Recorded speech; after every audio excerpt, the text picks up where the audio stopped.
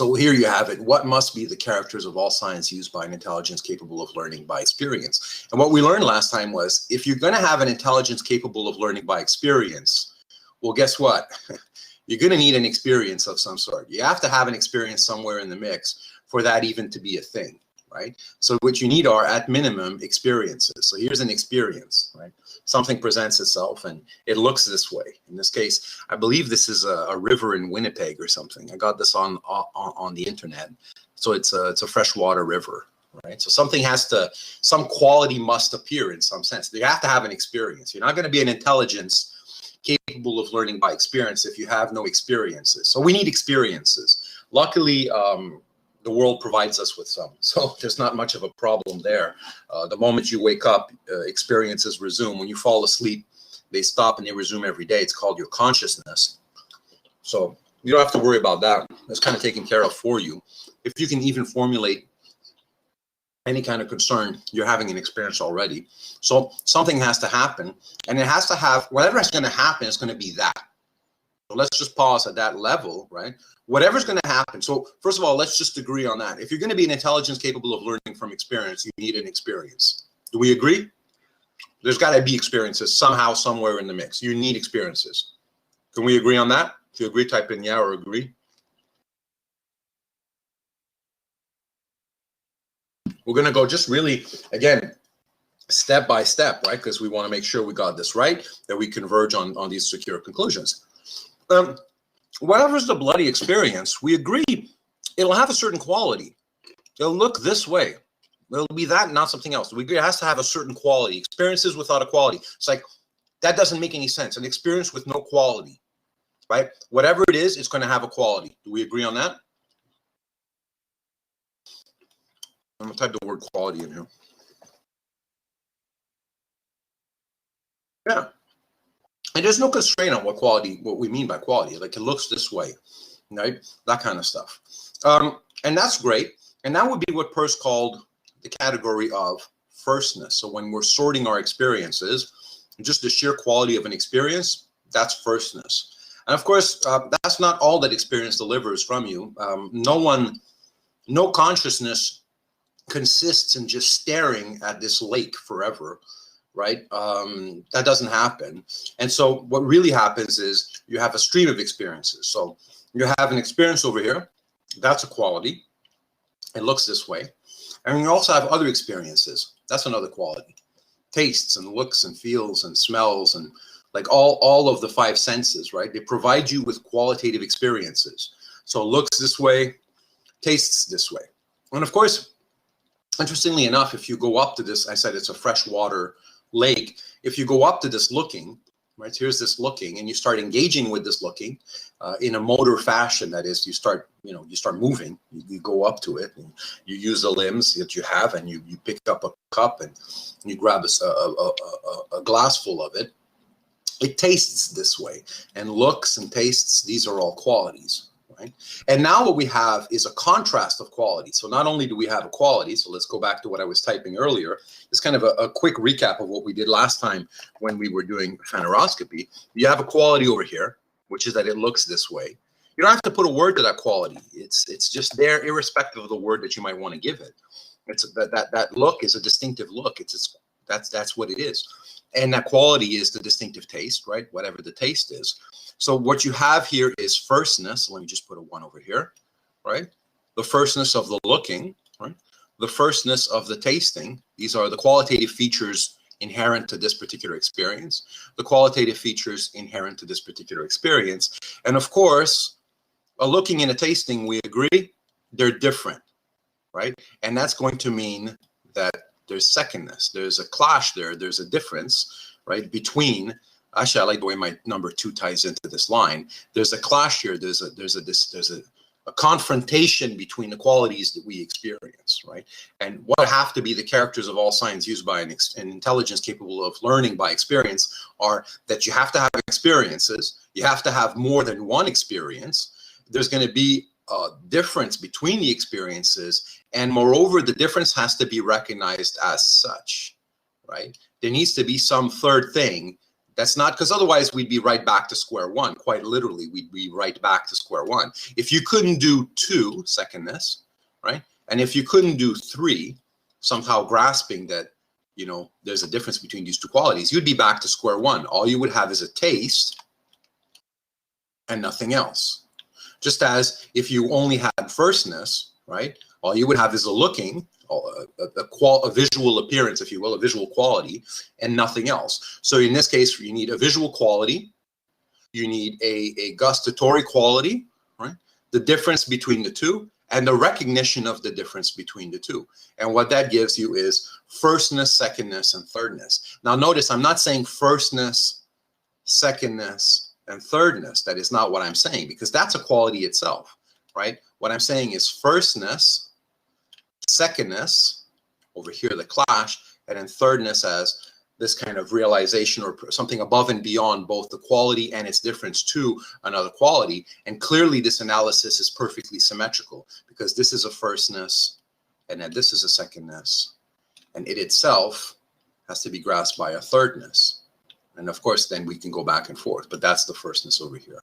Let me just pause. That's a kind of a summary of the 3 categories that we studied last week. Is that clear, everyone, or do you have a question? Let's just pause. If it's clear, you tell me it's clear. And if you got a question, you ask your question. And hopefully the readings and a week of meditating on all this stuff makes it clearer, right? Good. All right. So those are the necessary conditions to learn from experience. We're not there yet. Super quickly, Andrew. I can only say so super quickly. Firstness is a quality considered in itself. Secondness is the confrontation between two qualities, just the confrontation. And you have to bite down on the just here, just the quality. So firstness is just the quality, bite down on the just and take it as seriously as if you've ever taken anything. Secondness is the contrast or difference between two qualities, but just the contrast, and bite down on the just here more seriously than you've ever had. And then thirdness is the realization that if you just have a contrast between qualities, it's not sufficient to be anything more than a brute event. And thirdness is whatever is the third thing that's not those two qualities that allows you to grasp the difference as a difference. That was so deep, but still. Sahil? Yeah. Because you notice, if this is a looking and this is a tasting, whatever thirdness is, this can be just a looking, right? And it can be just a tasting. It's going to be this third thing, whatever it is, right? That's going to be able to go above and beyond these things. And now you can rinse and repeat, right? The experience of this quality here, this, you know, this looking can occur again. And guess what? It can jointly occur with this experience of this taste. So this visual quality can reoccur alongside with this taste. And if you have a certain sequence of these matching, so it's like, all right, it happened, then this happened, look this way, taste this way, looks this way, tastes this way. Well, guess what? What emerges then is a habit of precisely now understanding that if it looks this way, it tastes this way. And that's the thirdness now starts to grow into, if you will. And the analogy with growth here is not even an analogy. It's literally growth. It's some sort of development. A person will often say that signs grow, kind of like, if you will, like a plant, right? You have a seed, right, over here, which is an experience, and it kind of flourishes into something more developed, which is a contrast with another quality. And this happens repeatedly. And then eventually you have a habit. And to have a habit, because this could just look mysterious and make sense on its own now if we say this because we've seen these other things, but to have a habit just is, right, is nothing more to it than to have ways in which you're prepared to act. So what we mean by habit, now go back to pragmatism, right? Go back to the epistemology stuff that we were doing a few weeks ago. To have a habit just is to now have ways in which you're prepared to act. And the prepared to act is important. It's not necessarily the way you're currently acting, but you stand ready to act in that manner.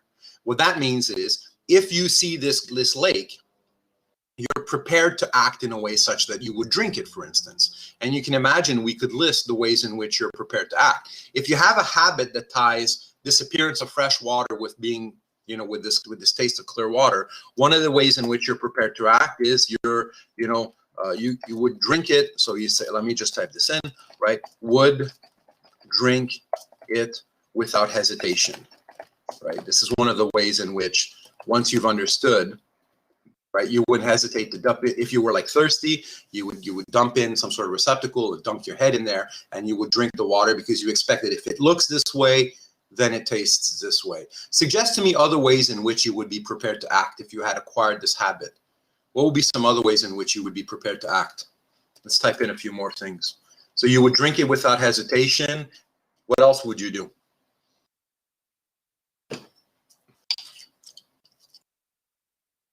Offer it to others. That's right. Right. That's one of the ways in which, right, offer it to others. That's cool. What else?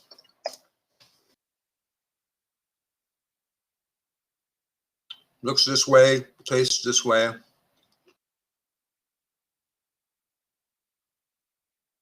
There's a bunch of things you would do.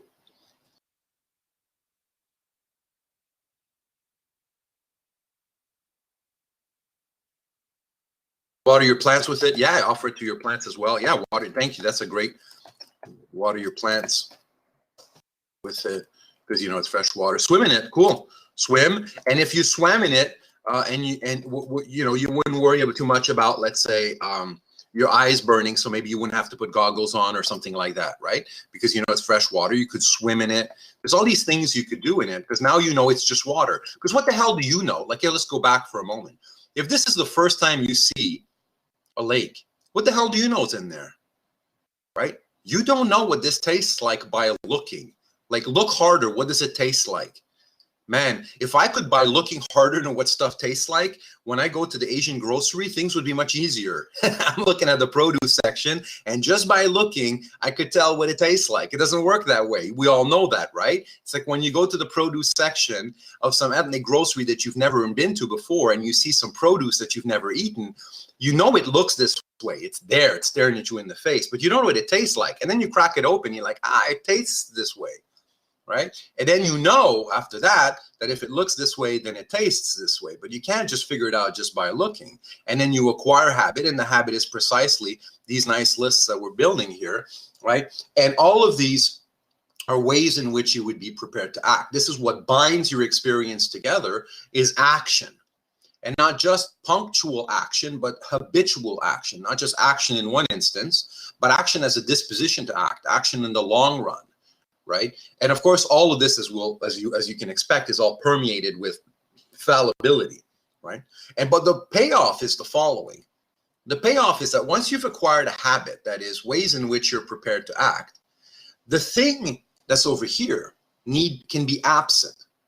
So, for instance, if you just look at this now, right, and I ask you, and you've acquired the habit, so now you've got this thirdness here, you've acquired the habit.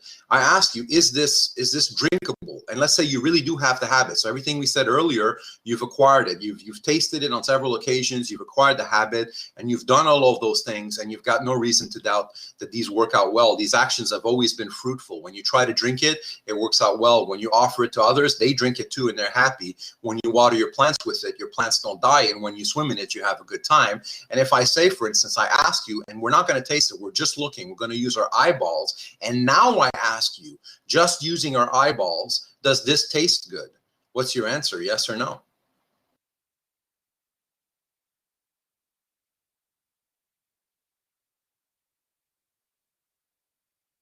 Like if I said this water, is it drinkable water? Let me rephrase that question. Is this drinkable water? And we're just looking, and you've got all the materials I've got on the screen right now. You've acquired your habit. And I say, is this drinkable water? And you can say yes. Of course you know, Nav. Why would you say we don't know? You don't know just by the looking, but notice what I've just said here. It's not just the looking. Just by looking, it's true that you can't tell the taste. That was true. But that's not all we have on the screen right now. What we have now is the habit, right, that ties together this habituation. Yeah, the habit, that's right, with the habit. So that's the nuanced picture. If I ask the same question over here, before we've learned from experience. This is an intelligence capable of learning from experience. Before we learn from experience, I look at this and I ask you, is this drinkable? What's the answer? before we've learned from experience. I have a visual quality and I say, is this drinkable? What's the correct answer? Yeah, no would be too strong. I can't tell, right? And an even cooler answer, let me just type it in, right? Would be this.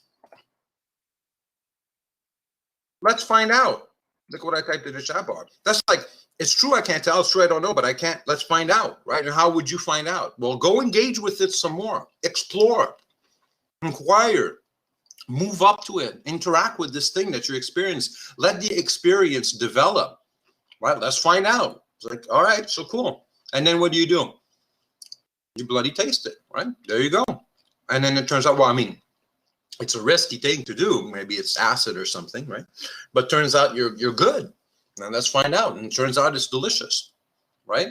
And then you're good to go. And then what you do is you say, oh, wow, it looks this way. It tastes this way. And you've learned something. You've learned something from experience, right? This is learning. Learning precisely is the development from just this, right, to this. Yeah. And say, doesn't this include past experience? Of course it does. That's why we did this on multiple occasions, right? That's why before we acquired the habit, I was going back and forth, Ariana. Remember, I did this and this and this and this. Before we ended up having our habit, we had to do this a few times, and we had to remember those past instances. So yeah, totally, yeah.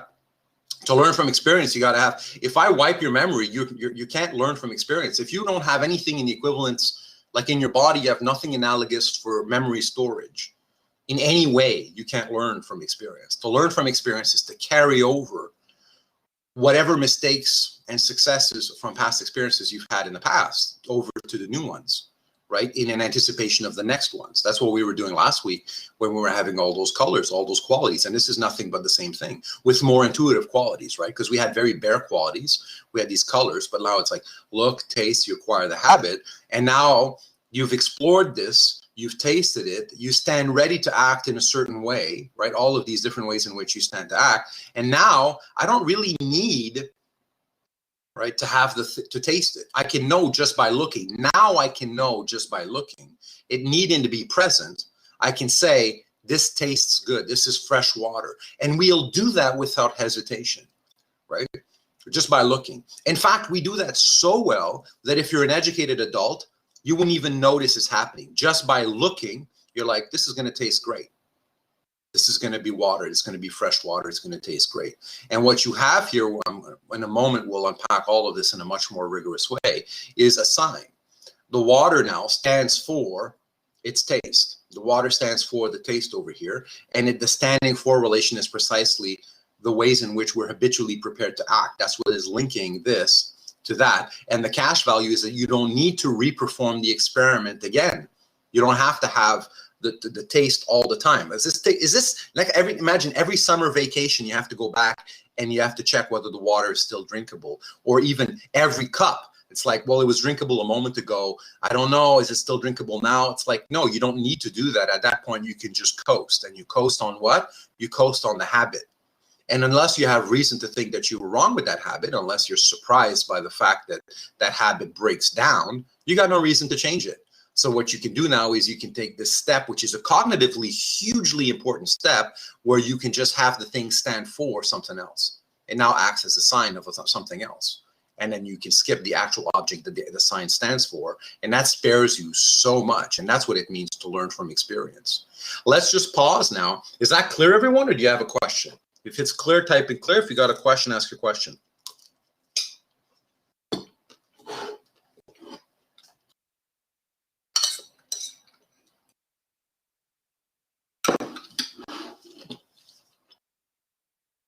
This is not yet the definition of a sign. You're looking at a sign right now, but roughly speaking, a quality that stands for something else in virtue of, let's say, roughly a habit, yeah, but we're going to fine-tune that. We're going to do in multiple washes. So that's like a first wash, Andrew. Not a definition. We'll spell one out in insanely high level of detail. Yeah. Yeah. So let's get started with that, right? Last week, this is the first packet 5, right? This is this week's reading. Last week we did phaneroscopy, so I start off with just actually I'm gonna read this one because Andrew said, can you tell me the categories again? This is super crucially important because it's at the base of his system, if you will. Phaneroscopy reveals three categories of experience.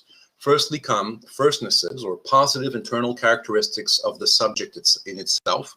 And by subject here, he means grammatical subject. He means the thing, not the I. He means the it. Secondly comes secondnesses, or brute actions of one subject or substance on another, regardless of law or of any third subject. Thirdly comes thirdnesses, or the mental or quasi-mental influence of one subject on another relative to a third. Since the demonstration of this proposition is too stiff for the infantile logic of our time, I've preferred it to state it as a surmise to be verified by observation. That's what we did last week. We verified that surmise, that hypothesis, by means of verification, by means of observation, precisely because he feels like the logic's not up to snuff. And that's why he had to devise his own logic, because he thought the logic that was available wasn't sufficient. And that's why he's coming up with these terms too, because he doesn't find any terms that will do the work that he wants to do. Now, signs involve thirdness. In fact, the very word means signifies something which is in the middle of between two others. To stand for, that is, to be in such a relation to another that for certain purposes it is treated as if it were that other. Thus, a spokesman, deputy, attorney, agent, vicar, diagram, symptom, counter, description, concept, premise, testimony, all represent something else in their several ways to minds who consider them that way. So let's go back here, right? Let's go back to this. This represents something else. It stands for, right, something else. And Peirce said here, such a mediating representation may be termed an interpretant because it fulfills the office of an interpreter who says that a foreigner says the same thing which he himself says. This is really worth reading again, over and over again, over the course of the week, right? Such a mediating representation may be termed an interpretant. This is a word that he's coining, not interpreter, but interpretant. So the thing that it does the interpreting, because it fulfills the office of an interpreter. The office means the function. It does the same thing as an interpreter. And think of what an interpreter does. An interpreter says that a foreigner says the same thing which he himself says. So if you hire an interpreter, the interpreter has, let's say, a person speaking Japanese. Let's assume you don't know Japanese. The Japanese person says something, and then I'll say it, I'll interpret in English, and I'll tell you. I say the Japanese person says, wakataka, something like that, and then the person is saying, where's the nearest hotel? And then I'll tell you in English, where is the nearest hotel? And to be an interpreter just is to take me as standing for whatever that person was saying, that what I'm saying is the same thing as what he himself said. So let me repeat that again. Such a mediating representation may be termed an interpretant because it fulfills the office or role of an interpreter who says that a foreigner says the same thing which he himself says, right? So to take this as a sign of a taste just is to understand that this appearance does the same work that the taste will do, right? So it's now standing for the taste. It puts you in the same sort of position with respect to the taste as the taste itself would, because you could go back and you could have the taste itself, right? You could have the taste itself, but you can skip that and you can say, now I trust that this thing is now putting me in the same position as the taste, right? And that's a habitual thing. And interpreters can lie, we agree. And signs are distinguished precisely by their ability to deceive and ability to err, right? And that's where the fallibility comes in. Everything in Peirce's system is going to be permeated by the possibility of error, and he's going to live with that. There's never going to be something that's going to be like, you know, a kind of a base that you can sort of anchor yourself on in the way that Descartes hoped. So you're always going to have to contend with the possibility of mistakes. But at the end of the day, what you can do is you can use your habits to structure your experience and anticipate what's going to come next. And by the time you can do that, then things can stand for other things. So let me reread all of this, because these definitions of the sign, and this is the beginning, it's not the formal definition, right, are worth rereading. To stand for, that is, to be in such a relation to another that for certain purposes it is treated as if it were that other, right? So this is important. So you reread that. And that's the beginning of this idea of a sign.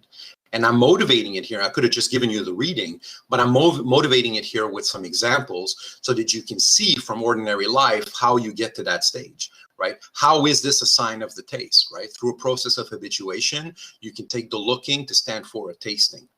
And to take the looking to stand for a tasting means that the looking can stand in for the tasting. Right? You needn't have the tasting anymore. This stands in for it. And that gives you the ability to detach yourself a little bit from the world and to roam around. There's a lot of flexibility, cognitively speaking, that having signs in the mix starts to afford for a creature that is capable of learning by experience. Right? And now remember, we have the categories to help us out. So this now is going to be the strict definition of the sign. All right. So I want to tell you right away, this is going to be tough. We can thus formulate the structure of the sign as follows. So using these three categories, remember we have the categories of firstness, secondness, and thirdness that we took pains to clarify last week. Using these three categories, we may say that a sign or representamen, that's how he calls the thing that does the standing for relation, so this is a Latin word, representamen, is a first which stands in such a genuine triadic relation to a second, and hopefully these terms now mean something to you, called its object, as to be capable of determining a third, called its interpretant, to assume the same triadic relation to its object, in which it stands itself to the same object. The triadic relation is genuine, that is, its three members are bound together by it in a way that does not consist in any complexus of dyadic relations. My friends, of everything we're going to learn in this class, I would argue that this is one of the toughest passages you're probably going to read in this class. You can meditate on this for about 10 years and it would keep yielding dividends, perhaps even longer than 10 years, right? So reread that one over and over again. Collected Papers, Volume 2, Paragraph 274. Peirce tried over and over again to formulate these things, and we have multiple definitions, just like we had multiple definitions of the pragmatic maxim, but this is by consensus, if you will, of the community of people who are inquiring to this, the best definition there is, right?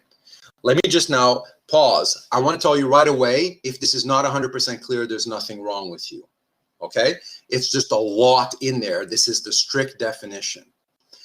All right, let's read it one more time, and then we'll open up the floor for some questions, and then I'm going to move on to some other stuff, because we have to, there's other things I want to read in between, but beneath. But let's say it again.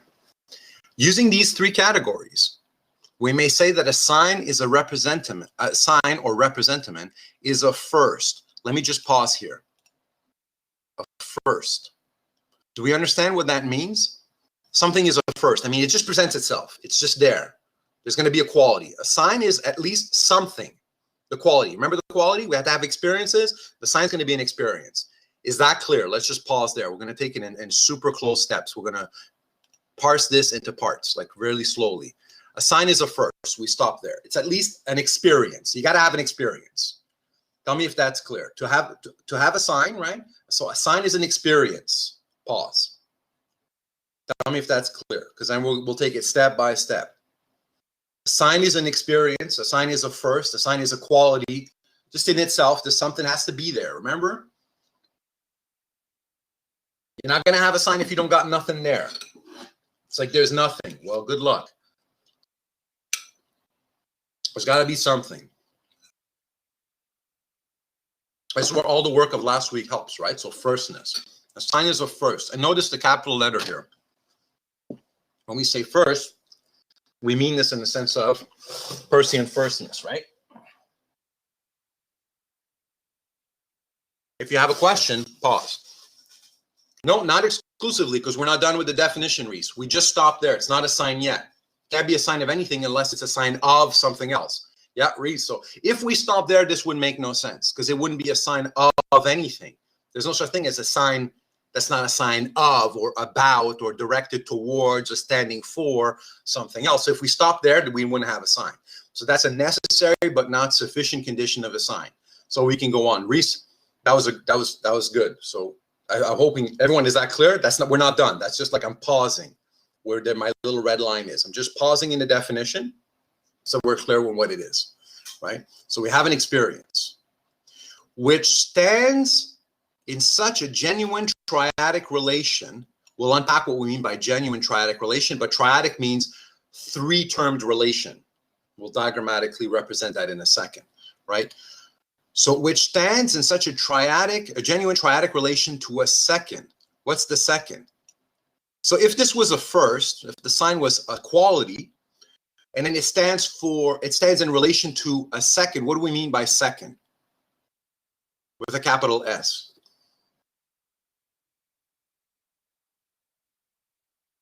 No, not the habit. A contrast, exactly. A contrast with something that's, Ariana, you got it. The second is a contrast with something that's not the first. Whatever was the first, in order to stand for something else, and I'm going to emphasize the else, it has to be something else. Do we agree? It can't be that quality. Does everyone see that? If you're going to have a relation with anything, it has to be a relation with something else, right? So if you're going to stand in some sort of relation, let alone a genuine triadic relation, but in a relation to, it's like, got to stand with respect to something else. Like if I imagine, for instance, let me just make a drawing here for a second. All right, that's not the drawing I wanted to make. Let me make a drawing here, right? If I stand in a relation to something else, there's something between these two dots. There's a relation, right? And the arrow here is my relation. The dots have to be separate. I have to make two dots. And in fact, even if I try to do what we call in logic a reflective relation, even if I try to do this, to the extent that there is, and I don't know, can everyone see my little red dot here? My little red cursor? Can everyone see my little red cursor moving? Cool. All right. To the extent that this is what's called a reflexive relation, a relation of something with itself. To the extent that there is, you have to make the dot once. I'm going to press my purple dot. There's a relation, and then I'm going to overlap the dot. You can't see it, but I'm going to press on my marker again. Do you see that? Like if I have a relationship with myself, if I relate to myself, I have to at least count myself numerically different, right? And Peirce is going to say here that you need at least two different things, right, in order to have a relation at minimum, right? Even if the limit case would be a reflexive relation, but it has to be understood as being something else, and that means there has to be kind of a space in between, right? So let's go. There has to be an experience, and the experience has to be in a relation with another experience. Let's go back to what we've done earlier as an illustration. Let's do the other one. Let's clear this. Experience, other experience, looking, tasting.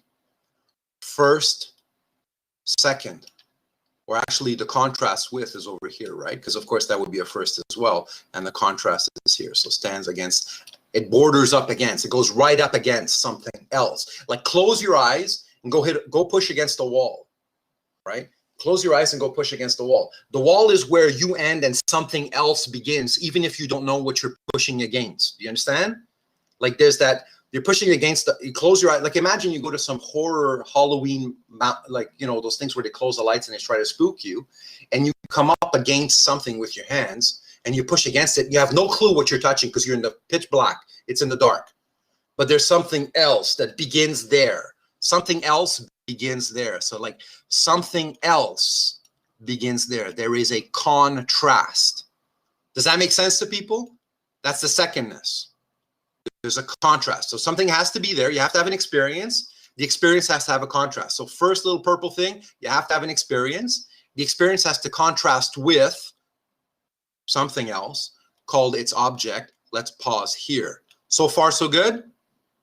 I'm dissecting this one paragraph because it's arguably one of the most crucial ones.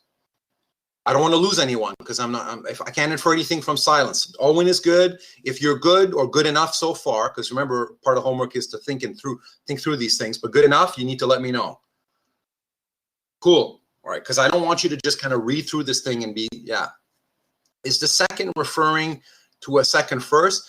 Right now, it would be a symmetrical relationship, right? So Andrew, you'd have a first standing to an else in virtue of secondness, but you understand that that relation is completely symmetrical. As far as that quality is concerned, that other quality, that's not this one. So whatever one is, whatever quality it is, right?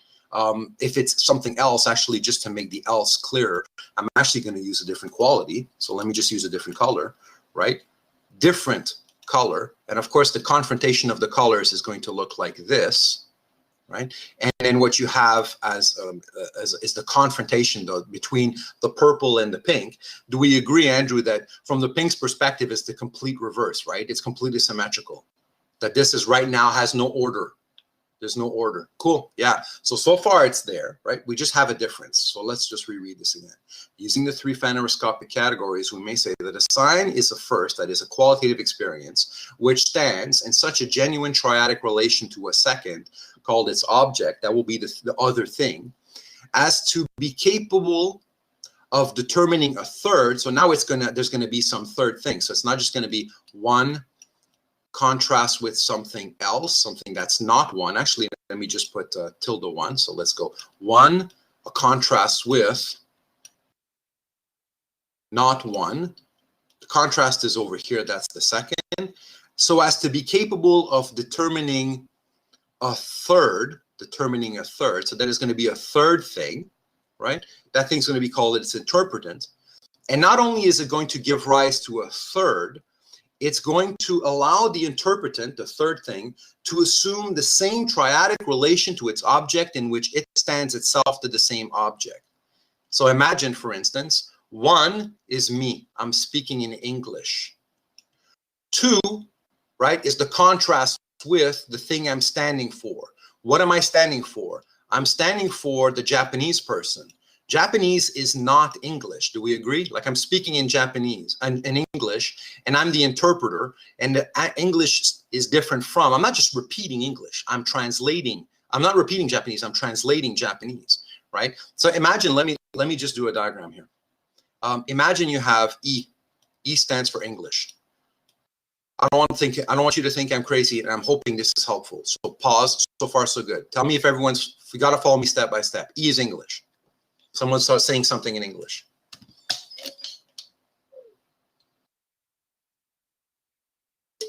All right, E is in English. Imagine I speak in English, and I just repeat what you say. So you say blah blah blah blah blah. You say something like the sandwich is ready. I just repeat the sandwich is ready. And then you say, it's nice outside. And I say, it's nice outside. I'm not doing the same kind of work here, right? Because what you need is not English. Now, what's not English? Well, in this case, let's say it's Japanese, but another language. So not English. Let's say Japanese, right? So not English. Let's put brackets, Japanese. If someone says, atuka-sun takamaka, whatever, I don't speak Japanese, so forgive my phonetics here. And then someone says, he would like to see a hotel, please. We agree that that's different. The sounds I produce, the quality, right, that was heard here and the quality that was heard here, they're different. And hence this division line here. So far, so good, everyone. Yeah, they're different qualities, right? Like the sound's not the same. So like, let's say, for instance, let's use two languages I know, actually. Let's actually, just occurred to me, holy crap, why am I doing this? I'm like bilingual. Let's do French. I'm so slow. Yeah, what's wrong with me? All right, so let's just do this instead of just making up phonetics I don't know, right? So English, right? So someone says, I don't know, that's a word that sounds really different. I don't even want you to get the sense that aujourd'hui, je crois qu'il va faire très beau. Right? You don't know what that means. So I'm going to translate to you. I'm going to say, today I think it'll be a really beautiful day. That's in English. Now, pay attention to the quality. Aujourd'hui, je crois qu'il va faire très beau. That's the quality over here, right, in French. It's not English. In English, the quality is today, I think today is going to be a nice day. Locally, that would be the best translation. Today, I think it's going to be a nice day. Do we agree those are not the same qualities? I didn't just repeat them. They're different. We all grasp that difference? Yeah. And they're not just different, but they're grasped as different. So to be different just is to have this two right at the border.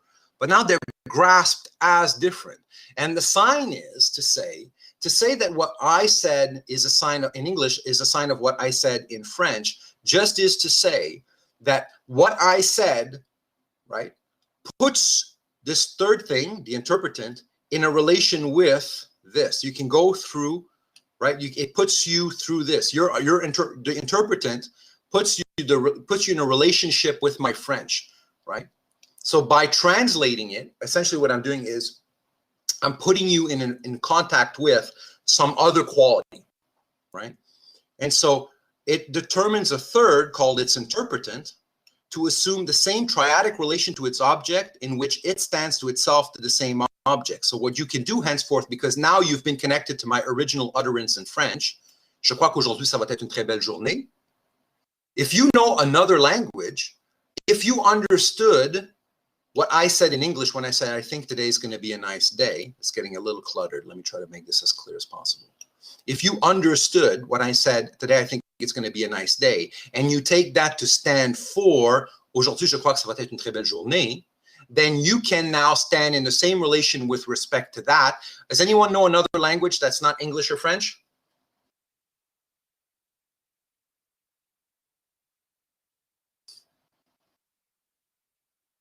I'm sure there is. So volunteer, tell me another language. Just say, okay, Hore, perfect. All right, so Farsi.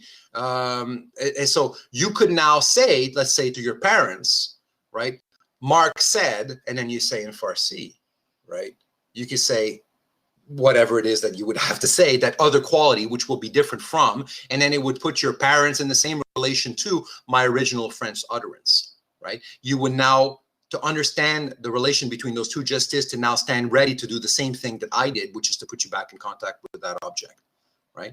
And the triadic relation is genuine. That is, its three members are not bound together in any way that in a way that does not consist in any complexes of dyadic relations. You can put that on a shelf. We'll see that in a few moments, right? There's a lot to take in, but as a first approximation, is can you begin to discern that there's something there? Can you begin to grasp? How's your level of understanding? Just I want a beginning, not the end. Doesn't have to be perfect. Was that helpful? Are you beginning to understand what he means by a sign?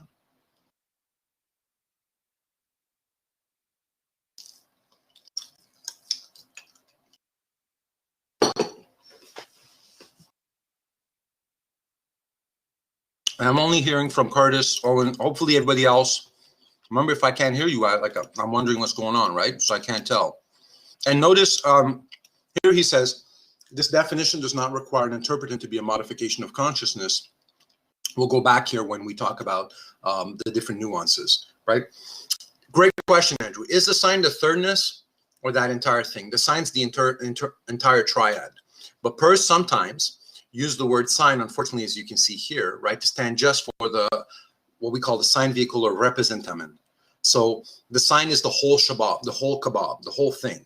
That's the sign, right? There's no sign that's, if you had, let's say, let's take a familiar sign, right? There's no such thing as a sign that doesn't stand for something else to something else, right? If there's no standing for relation to the object for an interpretant, it's not a sign, right? You have to have the whole thing. So technically S here, that's the colloquial way of understanding the word sign. That's not accurate. We'll see this when we look at the model.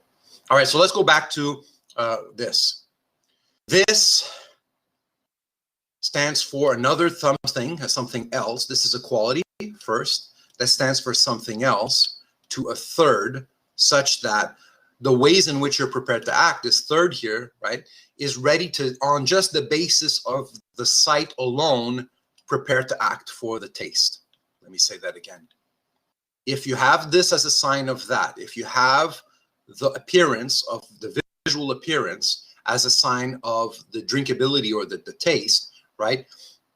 The thirdness, the interpretant, just is to say that it suffices to look in order to know you can drink. It suffices to look in order to know you can drink. Does that make sense? It's a sign of this because it suffices to look in order to know you can drink.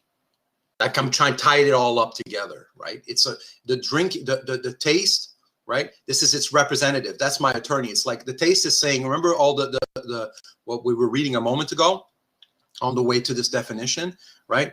Let me just go back to that quote. What am I doing? What is this? All right. To stand for, that is to be in such a relation to another that for certain purposes, it is treated as if it were that other. A spokesman, deputy, attorney, let's go back, spokesman. I like spokesman, right? Well, you know what?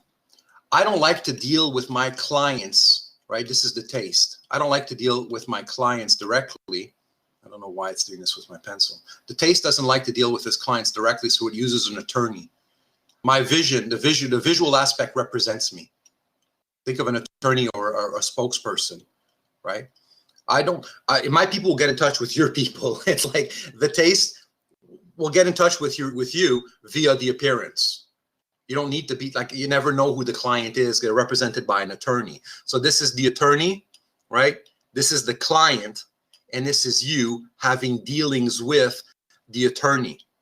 And having dealings with the attorney is a sign of the client insofar as you think that all of your dealings with the attorney consist in, by proxy, dealings with the client. Does that help? Dealings with an attorney that represent the client.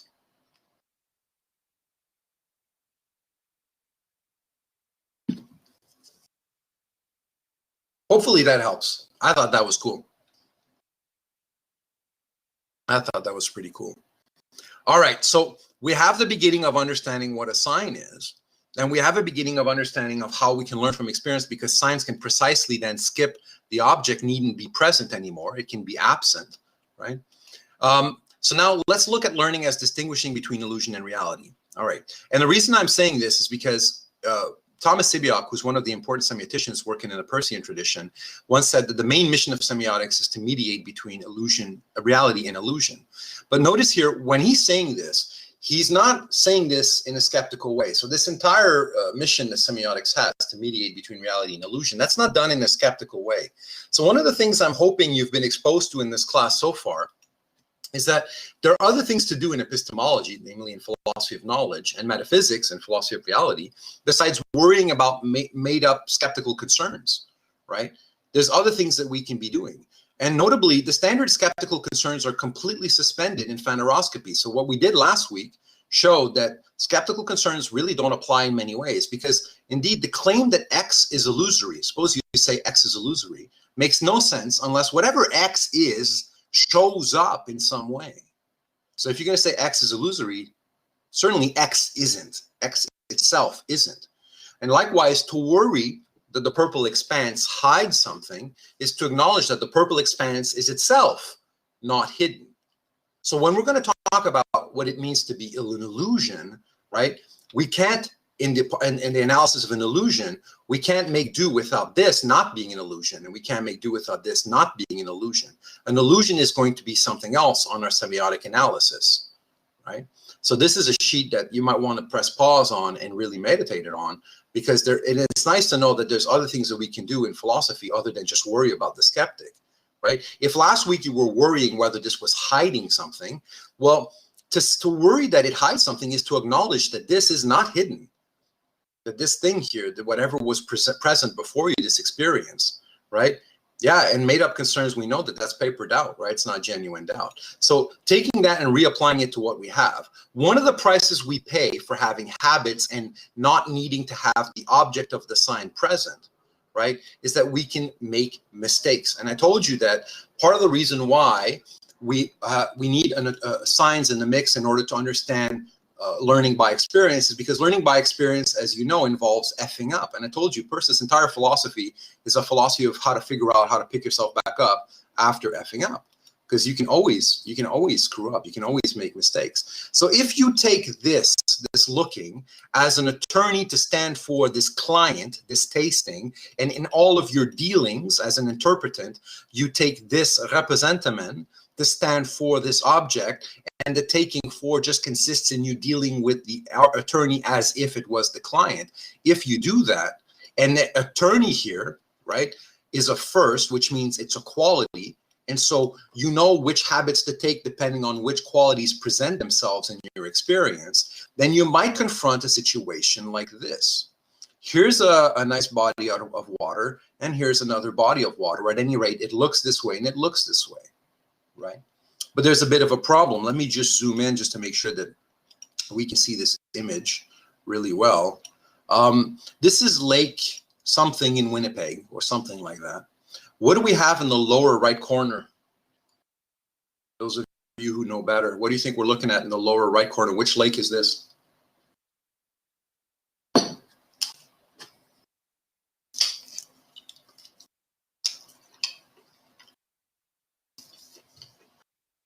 Andrew says illusion. Yeah, the technical word, it's a mirage. It's a heat mirage. That's right. And that's illusory, right? So what do we mean exactly when we're talking about an illusory experience? Because remember what I said a moment ago. To say that X is illusory, that makes no sense unless whatever the X is, it shows up in some way, right? Well, this shows up in some way, right? This experience here, this is a visual experience. Let me just pause. You can see this, what I've just underlined and put an arrow to. Do we agree? You can see this. You can experience this. Do we agree?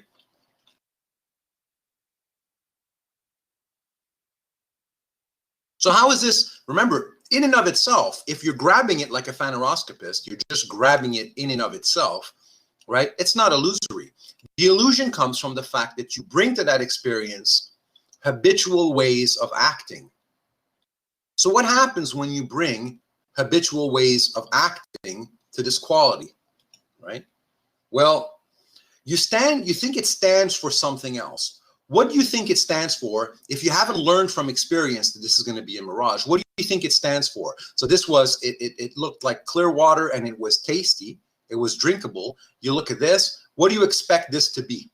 What's this question mark here? What do you expect this to be? If you carry over the same habits, these are the same habits. You carry over the same habits.